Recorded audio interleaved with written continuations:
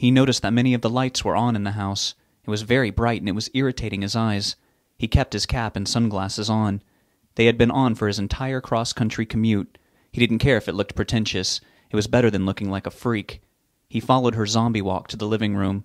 There were 3 black leather sofas framing the walls that the television wasn't on. One sofa faced the TV. She sat on one of the side sofas against the opposite wall of the room. She motioned for him to take the one that faced her. He took a seat. By the glass-top coffee table, there was a wooden chair with bits of fabric tied to the arms and legs. There was a hallway to his right. It was dark down there. Behind her, and off to the side, there was another hallway that led down to some other area of the fancy house. It was brightly lit down there. She kept turning her head and looking toward that area. That was strange to him, because the trail of blood was behind him. She started to stand back up. "I'm sorry," she slurred slightly. "Do you want something to drink?" "Sit back down. If I do, I can get it myself. But no, I don't want anything right now except to know what the hell is going on. I'm only going to humor you for so much longer before I get up and see what's on the other side of that door, where the blood trail leads." She fell back into her seat on the sofa. "I'm sorry, honey. I'm just so sorry." "For what? Tell me, damn it!" "I had to get you to come here. I didn't have a choice. Please forgive me." She was beginning to sound more alert. "Whatever is going on, we can handle it. This isn't much worse than what I've been dealing with back in L.A. She didn't seem to notice what he had just said. "Please tell me that you forgive me." "You have to tell me what to forgive you for." "I can't." "Oh, cut the shit, Mom. You dragged me across the country. The game ends now. What is it that's so awful? Murder? I can take it. Just tell me already." He had cussed again. He would have to start the 2 months over. He had almost made it 24 hours without a dirty word. He would not start over again until he had left his lunatic mother. The situation warranted an expletive or 200. "I can't say. I don't know what I'm allowed to say or how much longer this has to go on." She was speaking very loudly. "What do you mean?" She whispered. "We're not alone." Her eyes flooded with tears and she began to sob. "That's enough, Anna," a man's voice called out from down the lit hallway to her left. Rob stood up. "You can just sit back down," the voice told him. The man came around a corner in the hallway and into plain sight. Rob recognized him immediately. "I said sit down, son." His father had a gun that was dangling at his side. He was waving it around just enough so that it would be noticed. He came into the room with them and looked at Rob and then looked at his mother. He gave a huge grin and said, "It's family time." "Mom, what is this?" he asked her while never taking his eyes off his father. His old man looked almost exactly the same. "Damn, son, you've been eating your spinach? You're huge," he said to Rob. His mother just stared at the floor and picked at her fingers nervously. Her fingertips were completely red. "You son of a bitch!" Rob yelled at him as he began to move towards him.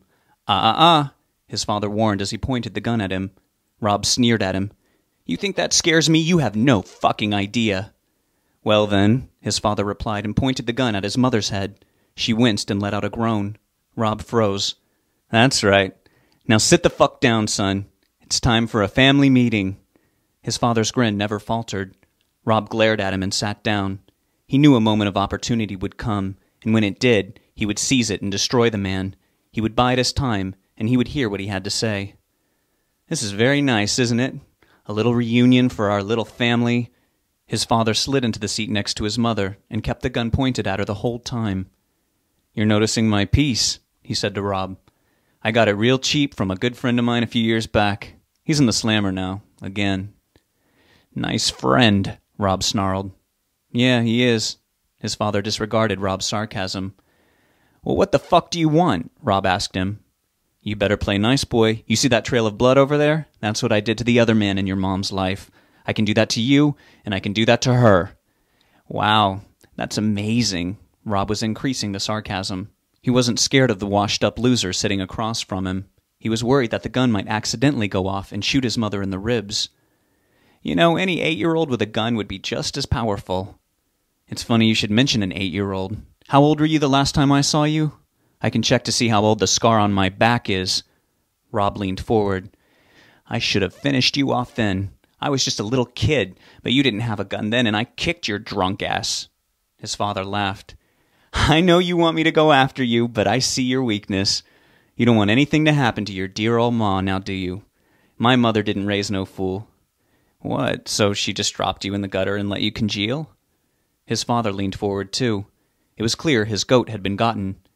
"Now you shut the fuck up with that smart-ass shit, or I am going to blow at least one hole right through your whore of a mother right now." He jammed the gun into her side and yanked her hair. She groaned distantly.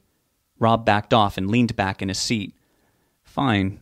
So what do you want?" "Just to talk." Rob laughed. "These better be some incredible words coming." "You're skeptical?" "More than a little." "I see. Your mom here is skeptical too, but I told her that I wasn't here to harm you." He looked at her. "See? He's here, and all I want to do is talk to him. I told you so." He looked back at Rob while he continued speaking to her. "You did real good getting him to come all this way. It isn't most mothers that would sell out their son thinking that he was coming home to the slaughter. Good thing you were wrong. You were going to hurt him, weren't you? You were going to let him come home to die. You opened the door right up for him. You put your own worthless life before the life of my blood. That's what you did. Don't worry, son," he said to Rob. "Your mom may want you gone, but I still need you." "That's enough," Rob interrupted. His mother's face didn't get any sadder looking, but maybe that was because it couldn't possibly. His father spoke again. "It's time for just us guys to chat, man to man." He looked at his ex-wife. "Now, little woman, you just sit there and let us big boys have this out." He looked back at Rob. "Do you want to know why I brought you all this way? You didn't bring me. I did. Now, are we going to talk like men, or are you going to continue with this prissy-pissy bullshit?" "Now that you mention it," Rob said, "I am feeling pretty pissy." "You're going to stop undermining what I say. You have no idea who I am." "Likewise." "Well, you may be special too, but not anywhere near as special as your dad here. You only got to see your other grandma once or twice, and that's a shame, because she would have loved you. She would never let a man, even her own husband, endanger my life the way your mother thinks I'm out to endanger yours. There will never be another one like her. Her parents were great people too. They were open-minded and not just more sheep to be fed into the machine. They were special people too. My mother told me about her father and how he could call beings from another world. He had told her all about it.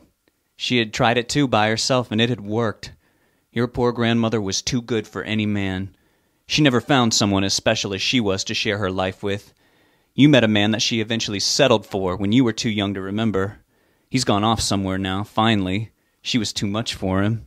After her parents died when she was very young, she was lonely and she was getting tired fast from life. It all made her curious, and she tried something. I always thought my father had died before I was even born, but it turns out he never died at all. She had been with one of these beings, and she had me soon after. She told me the truth about it on her deathbed. I didn't understand her then. I thought maybe the sickness was making her a little crazy, but it had been the truth. I had seen these beings too when I was a little kid, and I remember you did too back when you were very little. Do you remember any of that? More than I'd like to. Well, that makes you very special. You see, I am half demon and half man. That's why I never fit in this world. I'm from another. I was just watching TV one night, and the information found me out. There was a picture of one of them. A note said they were demons, Cosianth demons. It said that there are people that are descendants of theirs. That killer was one of those people. I am one of those people. I am half Cosianth demon. That makes you... Rob got chills. He didn't want to believe it. It was coming from such an unreliable source, but it felt true. 25% demon. I guess so. That's not as much as me, but that's still not too bad. Rob remembered the diagram in the book showing the varying degrees of genes that could be activated. The dead fucker had been a monster, but he had only been one stage away from a normal man.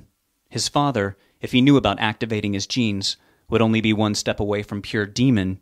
He would be an absolute beast. Rob was somewhere in between, maybe 2 steps away from pure demon. He had activated his dormant cells. He was changing fast. He couldn't believe that neither of his parents was mentioning it. He was already almost at the point the dead fucker had been at, and he knew that the killer had been that way for quite some time.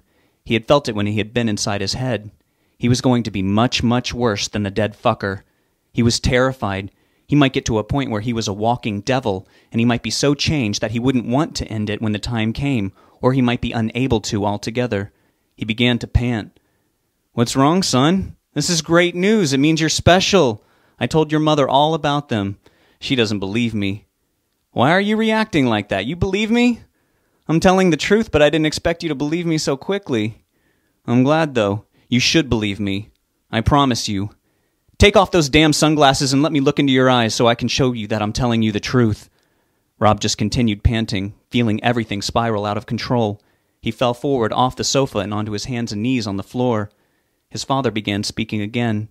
Rob's muddled brain processed the words as best as it could, while he tried to find a way for his mind to try to hold on to something solid. "That note was meant for those of us like this to know the truth at last, and I do now. I have a purpose. It's bigger than me. I did not bring you here to hurt you, my son. I have come to give you back to them, and what they choose to do is up to them. They are mighty and they are wise, and they need me." Rob realized his father had stopped talking. His mother was suddenly beside him, trying to pull him up. His father wasn't watching her anymore. What was he doing? His father was slumped into his seat, with his head turned and looking at the wall the TV was against. His eyes were wide and tearing. He was trembling slightly. Rob didn't understand what had happened. Had his mother drugged him and it had finally kicked in? Rob's skin began to crawl, and he then understood what was happening. He stormed up to his father. His father snapped out of his state and leapt up and pointed the gun at Rob's chest. "It's too late," he said to Rob. Rob snatched the gun out of his grip effortlessly and shot his father right in the face. His father fell to the floor and was still as blood began to pool around him. Rob could no longer make out his father's face through the red mess. His mother screamed as the gunshot echoed throughout the expansive house. The house went quiet after her scream faded. Rob hugged her tight as she sobbed. After a moment, the house began to shake. The wall by the TV trembled and then burst open. Rob and his mother screamed as plaster and drywall hit them. 3 giant Kosianth demons stomped into the brightly lit room. They stood right in front of Rob and his mother. There was a gray one to their left, a purple one in the middle that was slowly stepping forward, and a green one to their right. His mother screamed again and cowered her face into his side. "No, they can't do this. They can't come when the lights are on. They can't come when you're not alone." The gray beast bent down and grabbed Rob's father by the ankle and retreated with the body back into the giant darkened hole in the wall. The light did not reveal anything but darkness in the hole. The hole looked to Rob like an arched doorway. He had never seen it in that way before. The purple demon was soon standing right in front of them. It turned its head to the green demon behind it. The green demon went back through the wall as well and disappeared into the pitch black. It had all happened in a matter of seconds. The purple demon turned its massive head back to Rob, who was shielding his mother. Rob was more than frightened. Part of him was in awe. His mother kept repeating, "They can't come when the lights are on. They can't come when you're not alone." Rob tried very quietly to shush his mother. He was trying not to make any sudden movements. "It's okay," he whispered to her. "I think the rules have changed." "No!" she cried out with her face buried in his side. The demon quickly tilted its head down at her, and then slowly back at Rob's face. Rob looked back into its faceless head with terrified wonder. The purple color seemed to almost be swirling slowly in the light. "Rob, no!" his mother cried. "It's okay," he said softly back to her. "I think it's okay." He never took his eyes off of it. Its non-face was hypnotic with the subtle moving textures within it. The demon was shuddering just a bit, probably from the discomfort of the light. Rob gave it a nod of respect and understanding. It was fine for it to just turn around and go back. It reached out in a flash and threw Rob's mother to the floor. It grabbed him by the head and snapped it around backwards. He briefly saw the room behind him in the moment before he died. It carried Rob's corpse back into the hole in the wall with it. The wall immediately pieced itself together behind the demon. The floor was clean of plaster and drywall and dust. It had all gone back into place in a second. Rob's mother screamed, "No!" She grabbed up the heavy dining chair by its back and slammed its legs into the wall. She did it over and over. She was breaking through. She was making a hole. She continued ramming the chair into the wall until she made a hole that she could see through. It was over a foot wide. She bent down to look through it. All she saw was the bedroom on the other side.